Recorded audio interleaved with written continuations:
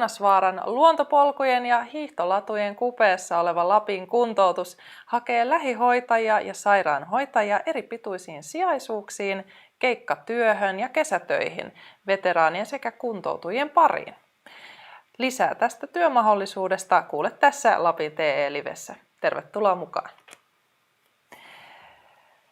This broadcast will be subtitled in English in about 2 weeks. So if you don't understand Finnish, then check this out later.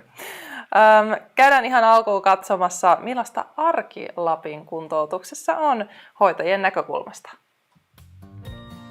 Valmistuin lähihoitajaksi maaliskuussa 2019 ja sen jälkeen sitten oli yksityisellä puolella Karitaksella töissä. Sitten täällä Lapin kuntoutuksessa nyt reilu vuoden. Nyt ollut määräaikaisena sijaisen hommissa sitten. Aikoinaan 94 joulukuussa valmistunut perushoitajaksi ja sitten heti silloin 95 alusta niin tänne vasta valmistuneen tuella tulin puoleksi vuoksi ja siitä jäin sitten sijaiseksi. Sitten 2000 vakituiseksi ja siis en ole muualla ollut kuin täällä. Aikoina opiskeluiden aikana, kun oli täällä työharjoittelussa, siitä sitten jäi kipinä sitten tätä työpaikkaa kohtaan. Että silloin reilu vuosi sitten avautui paikka, mahdollisuus tulla töihin, niin otin sitten vastaan. Asiakastyö on se kaiken A ja O työpaikassa ja mahtava työporukka ja hyvä työilmapiiri ja sitten myös tämä moniammatillinen yhteistyö, että lähes joka päivä on sitten tekemisissä fysioterapeuttien ja lääkäreiden ja puheterapeuttien kanssa ja täällä paljon on oppinut uusia asioita työn ohessa. Silloin aikoinaan kun tuli, niin tämähän ei ollut vielä Lapin kuntoutus, että tämä on ollut Rovaniemen velisairauskoti. Eli täällä oli vain niin veteraaneja, sotainvalideja ja asumassa sitten sanotaan kotiväkeläiseksi meidän laitoshuoltoasukkaita. Ja sitä myötä sitten kun yhdistyttiin, niin on tullut vielä sitten paljon monipuolisempaa. On tullut, täällä on niin vaikka ja mitä tämän katon alla, niin toimintaa ja asiakaskuntaa. Vaikka periaatteessa kaikki niin ruokaluojat ja nämä niin määrittää sitä, en aivan, niin yksikään päivä ei ole samanlainen. Minun mielestä ainakin. Joo. Että aina niin jotakin erilaista ja eri aikaa. Ja kun ihmisten kanssa ollaan tekemisissä, niin se on. Että ei ole puhtaasti käsikirjoitettu ohjelmaa. Että 8 ylös ja 9 sänkyyn. Tarkoitettiin sitä, että niin mennään yksilöllisesti. Voin nostaa vähän myöhemmin tänä päivänä, jos ei ole ryhmää eikä ohjelmaa eikä muuta tärkeää. Et meillä on huumorin mukana tässä työssä, että niin ei olla totisia. Välistä on päiviä, että on tosi kiireistä ja sehän kuuluu hoitotyöhön välillä myöskin se on joka paikassa kiire. Ja niistä on aina hyvin selviydytty ja työporukoiden kesken semmoinen yhteen hiileen puhaltaminen on tällä työpaikalla varsinkin, niin tulee kyllä hyvin esille. Vaikka ei se kiire saisi kuulua siihen hoitotyöhön minusta, mutta niin se vaan on, että se on niin varmaan semmoista haastavaa, että kokee, että ei saa niin tehtyä sitä, mitä haluaa aina välttämättä. Jos haluaa oppia uusia asioita ja taitoja, niin tämä on kyllä lähes täydellinen paikka semmoiseen, että täällä kyllä oppii liikkumisen apuvälineitä ja sairaanhoidollisia toimenpiteisiin kuuluvia toimenpiteitä. Erityyppisiä asiakkaita tulee tutuksi monelta puolelta hoitotyö ja kuntouttava työ.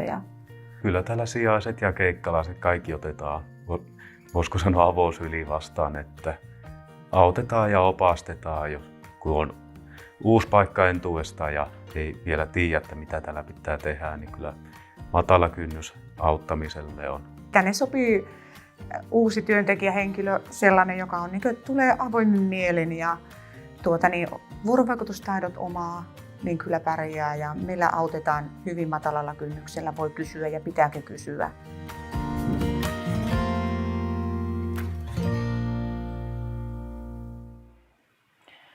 Työpaikoista Lapin kuntoutuksessa meille on tullut tänään lisää kertomaan hoitotyön esihenkilö Kaisa Moilanen sekä kehittämispäällikkö Soile Niskala. Tervetuloa. Kiitos. No, mikä on oleellisin osa lähihoitajien ja sairaanhoitajien työtä teillä Lapin kuntoutuksessa? Meillähän tehdään hyvin paljon hoiva- ja hoitotyötä kuntouttavalla työotteella. Eli asiakas on aina keskiössä. Autetaan siinä, missä se asiakas sitä apua tarvitsee. Ja jos ajatellaan kuntoutumista, niin asiakkaan tila meille tullessa voi olla ihan toinen kuin sitten siellä, kun lähdetään takaisin kotiin. Eli tavallaan sitä asiakasta autetaan niin, että hän kuntoutuu sieltä lähtötilanteesta tulevaisuuteen, että pärjää esimerkiksi siellä kotona sitten. Onko lisättävää? Eli siinä asiakkaan arjessa silloin, kun hän meillä on, niin siinä kuljetaan mukana ja toimitaan sitten aina tilanteen mukaan ja auttaen ja tiimissä työskennellen. Kyllä. No, muistathan muuten sinäkin katsoja, että voit esittää Soilelle ja Kaisalle omia kysymyksiäsi meidän chatin kautta. Nyt on hyvä hetki selvittää semmoinen asia, mikä vaikka juuri sinua mietityttää tässä työssä. Ja voit tehdä sen ihan anonyymisti chatin kautta. Mennään teidän kysymyksiin sitten lähetyksen loppupäässä. No, minkälaista kokemusta pitää olla, että pääsee teille Lapin kuntoutukseen töihin tekemään nimenomaan sijaisuuksia ja keikkahommia? Jos ajatellaan esimerkiksi lähihoitajaa, niin lähihoitaja-opiskelijoilla se ensimmäinen harjoittelu toivotaan, että se on tehtynä. Tai sen hän voi tehdä meilläkin, sen harjoittelun. Eli meillä on sekä siinä alhaalla on vaativan lääkinnällinen kuntoutus ja yläkerrassa gerontologinen yksikkö sekä meillä on kotihoidon yksikkö. Kaikissa 3 yksikössä voi tehdä sitä perusharjoittelua. Just. Mutta se, että jonkunnäköinen kosketuspinta olisi sinne hoitotyöhön. Ihan sama on siellä sairaanhoitaja-opiskelijoilla. Onko tietty joku opintopistemäärä, mikä piti olla suoritettuna sitten? Jos sairaanhoitaja-opiskelija haluaa tehdä sairaanhoitajan sijaisuutta, niin silloin 140 opintopistettä pitää olla tehtynä. Joo. Mutta siinä alkuvaiheessa sairaanhoitaja-opiskelija voi tehdä myöskin lähihoitajan sijaisuutta. Eli kun se ensimmäinen vuosi on tehty, niin siellä on noin 60 opintopistettä silloin kasassa. Ja siinähän on tehtynä se ensimmäinen harjoittelukin jo. Joo. No, miten työ Lapin kuntoutuksessa eroaa sitten muista sairaanhoitajien ja lähihoitajien työpaikoista täällä Rovaniemellä? No, itse sanoisin näin, että aika radikaalistikin se eroaa. Meillä ei ole sitä sairaanhoidollista niin paljon, esimerkiksi minä puhun tippaliisasta, eli meillä ei ole sitä IV-hoitoa ollenkaan, koska ajatellaan niin, että jos ihminen on niissä IV- ja nesteletkuissa kiinni, niin hänelle kuntoutuskelpoinen. Okay. Koska voi ajatella, että se letku tarttuu johonkin kiinni. Ja mikä on se ihmisen kunto? Hänen pitää olla kuitenkin sellaisessa kunnossa, että hän jaksaa jumpata, koska sitä terapiaa tulee päivän mittaan hyvin paljon. Meillä ei tehdä työtä yksin. Meillä on aina taustalla moniammatillinen tiimi. Eli hoitajan tukena on kaikki terapeutit. Toimintaterapeutti, fysioterapeutti, neuropsykologi ja puheterapeutti. Ja hoitajat tekevät hyvin paljon kimpassa töitä. Sairaanhoitajan ja lähihoitajan työrooli on hyvin lähellä toisiansa. Eli myöskin se sairaanhoitaja on mukana siellä perustoiminnossa ja arjessa. Tuleeko Soilelta jotain lisättävää? Miten eroatte muista alan työpaikoista? Kai se kyllä hyvin kiteytti sen, mikä niin meillä onkin sitten se, ja miten niin insertissäkin se rikkaus tuotiin esille juurikin se, että yksin ei tarvitse tehdä sitä eikä miettiä, että se kaveri on siinä aina lähellä. Ja hyvin, niin kun on moniammatillista, niin sitten ne keskustelutkin on hyvin rikkaita siinäkin mielessä sitten, että mitä siinä arjessa aina kohtaa ja niin poispäin, että semmoista vuorovaikutteista tekemistä pääsee kyllä niin asiakkaiden kuin sitten tiimiläisten kanssa tekemään. Kyllä. Muistutan teitä muuten taas katsojat, että chat on siellä auki, niin käykää laittamassa niitä omia kysymyksiä, me mennään niihin ihan kohta. Ennen chattia puhutaan kuitenkin vielä vähän rahasta. Avaintessin mukainen vähimmäisperuspalkka kuukaudessa täysin pätevälle lähihoitajalle on se 2106 euroa ja 19 senttiä. Te haette tähän nyt keikkatyöläisiä. Ja voi olla myös nämä opinnot kesken, niin minkälaista palkkaa tässä on todennäköisesti tulossa sitten, jos pääsee teille töihin? Avaintesissaan on aina se pohjapalkka, mikä tarkoittaa, ja joka muussakin työehtosopimuksessa on. Eli palkka ei voi tavallaan mennä sen alle, se on se pohja. Mutta jos ajatellaan sitä lähihoitajaa, ja tehdään meillä kuitenkin sitä työtä 3 eri sektorissa, eli on sitä kuntoutusta ja gerontologista ja sitä kotihoitoa, niin se on se 2200. Joo. Ja sieltä sitten, jos ne opinnot on ihan siellä alkuvaiheessa, niin sieltä sitten tulee se vähennys, koska sä oot epäpätevä ja sulla ei ole myöskään lääkelupia. Joo. Sitten jos me ajatellaan sitä sairaanhoitajaa, niin sairaanhoitajan lähtö on siellä 2500. Joo. Ja jos esimerkiksi sillä sairaanhoitaja-opiskelijalla on vaikka ne opinnot siinä mallissa, että hänellä on jo se 140 opintopistettä täynnä, jolla hän voi tehdä sitä sairaanhoitajan sijaisuutta, niin sitten siitä lähtee se 10% pois, koska ei ole valmis. Eikä hänelläkään tietenkään luonnollisesti ole niitä lääkelupia. Miten tuo keikkatyö sitten, onko se tuntisopimuksella vai millä? Joo, sehän menee tuntipalkalla sitten. No niin. Miten todennäköisesti näistä sijaisista tai keikkatyöläisistä voi tulla ihan vakituisia työntekijöitä? Meillä on tullutkin. Okei. Elikkä on tultu tekemään vaikka päivää ja 2 ja sitten ollaan edelleen talossa töissä. Eli tavallaan hyvistä työntekijöistä halutaan aina pitää kiinni. Ehdottomasti. Eli tavallaan aina on joku pois ja vaikka ja vuosilomathan pyörii ja sitten kun tulee flunssakausi, niin aina on joku kipeänä. Ja sitten kun ihmisillä on lapsia, vaikka ei se äiti tai isä olisikaan kipeä, niin ne muksut on kipeänä, jolloin sitten se toinen vanhempi on siellä kotona niiden lasten kanssa. Niin tarvitaan se sijainen sille kotia jäävälle vanhemmalle. Eli aina kannattaa lähteä vaikka tekemään sitä yhtä päivää. Niitä keikkapäiviä sitten kyllä tulee. No niin. Ja rohkeasti keskustella siitä, että jos kokee, että se on semmoinen ja tykkää ja viihtyy ja olisi niin kuin näkisi omaa tulevaisuuttakin siellä ja just sitä kehittymismahdollista tämmöistä, niin kannattaa avata se keskustelu meillä. Me ollaan myöskin hyvin joustavia tässä työaikojen tekemisessä ja suunnittelussa, että henkilöillä on myöskin se oma elämä. Eli mulla on muun muassa työntekijöitä, jotka ovat silläkin lailla, että jonnekin tiettynä viikkona tehdään vain aamuvuoroa tai toisena viikkona tehdään iltavuoroa tai joku on niin aamuuninen, niin hän tekee pelkkää iltavuoroa. Joo, eli kyllä meillä näitä voimavaratekijöitä ehdottomasti aina käydään läpi sitten ja emme mistään resilienssistä puhu pelkästään niin kuin organisaatioissa, vaan kyllä ne ihmiset, se resurssit, se on meille se tärkein voimavara ja arvo sitten kyllä, että kyllä me pidetään sillä lailla huolta ja juurikin sitä, että jos näkee arjessa ja jos tuntee, niin myös siitä meille hyvin matalalla kynnyksellä voi aina sitten sanoa ja keskustella niistä. Että... Joo. Ja myöskin sijaisella on oikeus vuosilomiin. Niin, kyllä. Nyt katsoja on sinun vuorosi esittää kysymykset.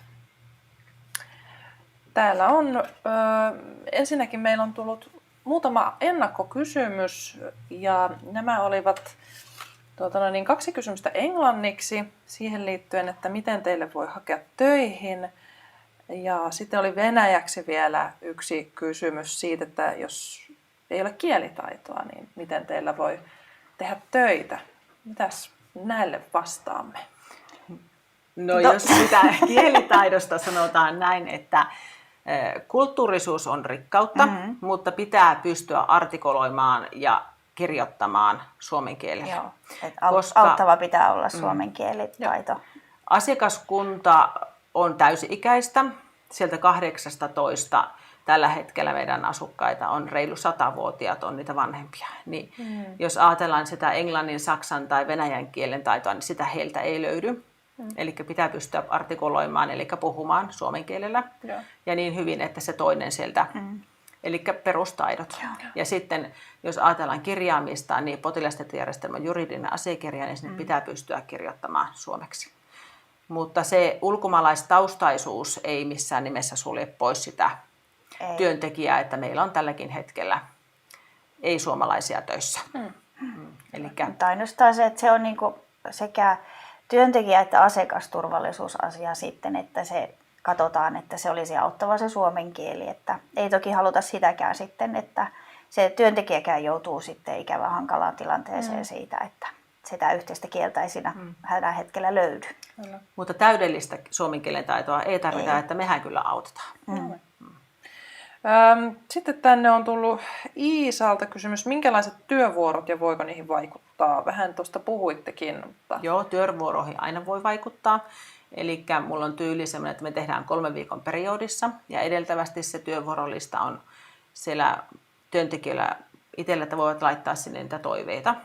Että jos siellä on jotakin tärkeää, aina kun kesäkin tulee, niin jokaisella on jonkunnäköisiä kissarestiaisia ja työvuorolistoista hyvin herkästi, että nyt on joku keimit, on festivaalia ja ennen kaikkea muuta, niin ainahan pyritään, että ihmisellä on myöskin sitä vapaa-aikaa. Eli totta kai pystytään niihin vaikuttamaan. Oliko, että miten voi hakea, niin Kaisan yhteystiedot löytyy meidän nettisivuilta. Voi vaikka soittaa Kaisalle suoraan tai laittaa sähköpostia, avointa hakemusta. Ja sittenhän tietysti näitä kanavia kannattaa seurata, että mistä meidän hakemuksia löytyy. Niin koetamme olla aktiivisia myös tuolla somemaailmassa. Ei muuta kuin rohkeasti, vaan yhteyttä. No asuvatko asiakkaat talossa vai ovatko päiväkävijöitä, kysyy Jarmo. Sekä että. Kyllä, joo. Molempia. Joo, kyllä. Aune sanoo, tehnyt sairaalassa töitä nyt 3 vuotta, mutta henkinen stressi kautta läheltä piti tilanteet ja niin rasittaa ja valvottaa öisin. Miten on tässä työssä? Vaikutti videon perusteella lepposalta, mutta onkohan todellisuutta? Hän ilmeisesti tarkoittaa siellä sitä hoitajan kiirettä. Voisin ajatella näin.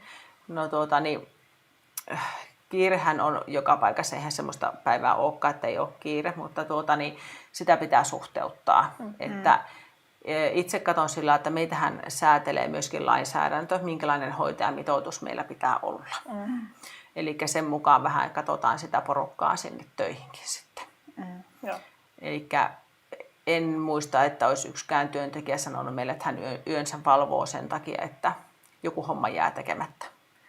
Että tavallaan sekin pitää tietenkin opetella se oven sulkeminen, mutta totta kai se mietityttää illalla, että jos sulla on joku jäänyt tekemättä, niin, mutta sitten on se myöskin se raportointi. Mutta vähän niin kuin aikaisemmin tuossa puhuittiinkin, niin sitä kuunnellaan ja niitä voimavaratekijöitä ja palautumisia, ne on totta kai aina meillä jokaisella yksilöllisiä, mutta kyllä me sitä kuullaan sitten herkällä korvalla, että ei tarvitse sitä miettiä sitten, mutta että näin se vähän, joka työyhteisössä ja jokaisessa tehtävässä niin ei niitä kiireiltä aina vältytä, että niitä vaan meillä on, mutta sitten kuitenkin, että totta kai me sitten seurataan aina niitä omiakin kiireitä sitten, että mitä on tehtävissä ja muuta, että tilanteet on aina erilaisia. Tähän vielä sellaista sijaisenkaan ei ole pakko tehdä täyttä työaikaa, jos hän ei itse halua. Okay. Eli meillä on myöskin henkilöitä paljon, joissa joustetaan sen, että henkilö voi tehdä 50% työaikaa tai 60, 80, milloin hänelle tulee sitä vapaa-aikaa silloin enemmän. Ja jos sillä opintojen ohessa haluaa sitten tehdä ja mahdollisuus on sitten iltaa tai näin, niin sitäkin kannattaa kysyä. Joo. Täällä oli Sani ja Charad jo melkein ennen lähetystä sanoi, että hei, kiinnostaa tehdä keikkoja. Ei muuta kuin rohkeasti yhteyttä, niin saadaan yhteistyötä. Ja sitten Jarmo kysyi vielä, että millaisia työmääriä on mahdollisuus tehdä, justiinsa vastasitte siihen kysymykseen. Joo, eli Jarmokin sai vastauksen varmaan siinä. Laittakaa vaan lisää kysymyksiä tulemaan. On auki tuo chatti vielä 10 minuuttia lähetyksen jälkeen ja vastaillaan sinne sitten kirjallisesti Kaisan ja Soilen kanssa, jos ei nyt ehditä. Mutta kiitos tähän astisista kysymyksistä. No, Kaisa ja Soile, miksi sairaanhoitajia tai lähihoitajien kannattaa hakea juuri nyt teille Lapin kuntoutukseen töihin? No, miksi hän ei hakisi? Jos haluaa joukkoon iloiseen, niin se löytyy sieltä kyllä meiltä. Että meillä on vanhempi slogani on ollut sillä, että ilolla ja ammattitaidolla. Ja itse olen vähän semmoinen nuorempi Lapin kuntoutuslainen ja kyllä allekirjoitan sen, että se on sitä iloa ja ammattitaitoa. Että meillä siellä kyllä huumoria on ja se on semmoista yhtä suurta perhettä, mitä sitten itsekin olen haastatellut meidän hoitajia ja terapeutteja ja niin poispäin. Niin se on semmoinen, ne on kasvaneet ja minäkin kasvan sinne yhteen koko ajan. Se on semmoinen moniammatillinen kulttuuri, missä oppii sitten hirvittävän paljon niistä asiakastilanteista ja kokemuksista. Että ei varmasti ole kaikki päivät samanlaisia sillä lailla, että juuri ajattelin sanoa, että yksikään päivä ei ole samanlainen, vaikka periaatteessa ne perustyöt ovat samanlaisia. Mutta kun ne päivät rakentuu ihan eri tavalla, asiakasvirtaa on sitä kävijää, on tulijaa, on lähtijää. Ja ne tilanteet voi vaihtua sitten nopeallakin aikataululla siinä. Että 1-2 ilmoitetaan, että nyt on tämmöinen tulossa ja sitten se on jo parin tunnin päästä siinä ovella. Niin sitten on tietenkin ne meidän ihanat sotainvalidit siellä ylähäällä, jotka meillä asustaa, että nehän on yhtä suurta perhettä. On. Ja heidän kanssa pääsee touhuamaan ja tekemään erilaisia asioita siinä viriketoiminnan ohella sitten. Ja kyllä meillä niin kuin prosessissa ajatellaan sillä, että ei siellä sellaista tehtävää ole, mikä ei olisi tärkeää, että kaikki on hyvin arvokkaita tehtäviä, mitä me tehdään siellä. Ja henkilökunta, sanoisin näin, että hyvin yhteen hiileen puhaltavia, eli toinen toistensa auttavia, eli työntekijää ei jätetä pulaan sitä kaveria. Ja kysyä saa aina. Että vaikka ollaan 2 kerroksessa, niin ei olla kuitenkaan niin, että ei pystyttäisi siirtymään sinne toiseen kerrokseen auttamaan, jos siellä on joku tilanne. Ja kyllä voisin mainostaa vielä meidän liikunta- ja kuntosalimahdollisuuksia allasta, että niitä pystyy hyödyntämään sitten myös itse siihen arjen palautumiseen, että ne on henkilökunnalla käytettävissä. Tietenkin silloin, kun asiakkaita ei sen ole, mutta sen jälkeen niin, että pystyy niin kuin liikuntaakin harrastamaan meillä ihan helposti ihan talon sisälläkin. No kerta menit tuohon liikuntaan ja sanoisin sitten näin, että meillähän pystyy hiihtämään oli kesä tai talvi. Meillä on aivan siinä Ounasvaaran kuppeissa. Linja-autotkin kulkee, pyörällä pääsee, autolla pääsee. Ettei se ole enää siitä kulkemisestakin. Kyllä. Ja kesälläkin voi hiihtää. Kyllä. Rullastokset on pyörätiet. Pyörätiet on. Se on. Siinä on Joo. syitä kerrakseen. Kyllä. Kiitos teille haastattelusta. Kiitoksia. Jos nyt tämän lähetyksen myötä kiinnostuit hoitotyöstä Lapin kuntoutuksessa, niin ota rohkeasti yhteyttä Kaisaan, jonka yhteystiedot löytyvät chatista. Kiitos, kun olit mukana seuraamassa tätä Lapin TE-live-lähetystä. Voit antaa meille palautetta chatista löytyvän linkin kautta, niin voidaan jatkossakin tehdä juuri sinua kiinnostavia lähetyksiä. Ja voit myös seurata meitä sosiaalisessa mediassa. Löydät meidät Facebookista ja Instagramista nimellä TE-live Lappi. Nyt ei muuta kuin hyvää päivää just sulla ja ei muuta kuin työhakemusta lähettämään. Juuri näin. Moikka! Nähdään.